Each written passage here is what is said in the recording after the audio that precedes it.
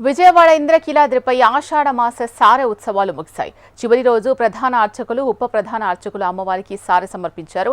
2 తెలుగు రాష్ట్రాల నుంచే కాకుండా ఇతర రాష్ట్రాల భక్తులు పెద్ద సంఖ్యలో అమ్మవారిని దర్శించుకుని మొక్కులు తీర్చుకున్నారు.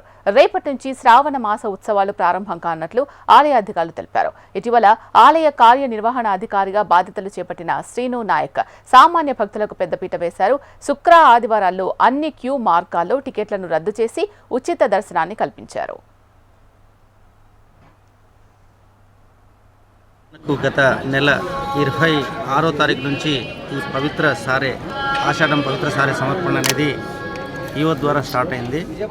ఈ రోజుతో ఈ నెక్స్ట్ డే నుంచి కూడా మనకు పవిత్రోత్సవాలు కూడా స్టార్ట్ అవుతున్నాయి. అది మీ అందరికీ తెలిసిందే.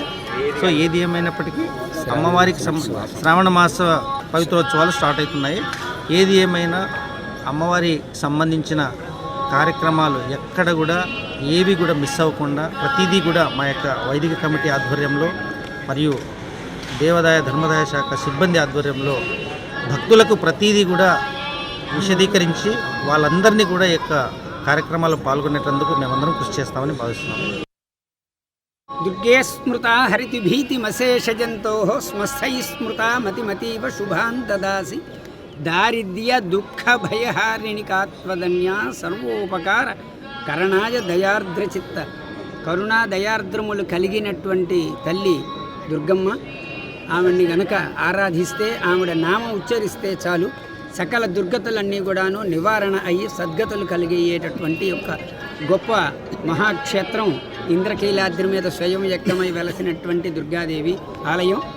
ఈ ఆలయంలో నిత్యోత్సవ, పక్షోత్సవ, మాసోత్సవ, సాంవత్సరిక విశేష ఉత్సవాల్లో భాగంగా ఆషాఢమాసం వారాహి నవరాత్రోత్సవ మాసము చాలా విశేషమైనటువంటిది. మునులు, ఋషులు అందరూ కూడా యతులు చాతుర్మాస్య దీక్షలు చేసి లోక కళ్యాణం చేసేటటువంటి యొక్క మాసాలు. అందువల్ల ఈ మాసంలో పవిత్రసారి సమర్పించి అశేష భక్తవాహిని అందరూ కూడాను సకల సౌభాగ్యాలతో వర్ధిల్లాలి అని చెప్పని ఈ ఆషాఢమాసం వారాహి నవరాత్రాలు చేసుకుంటూ మరి ఈ పవిత్ర సారే కార్యక్రమాన్ని గత 26వ తారీఖున మా కార్యనిర్వహణాధికారి వారి ఆధ్వర్యంలో ప్రారంభం చేయటం జరిగింది. ఈరోజు ఆషాఢ అమావాస్య.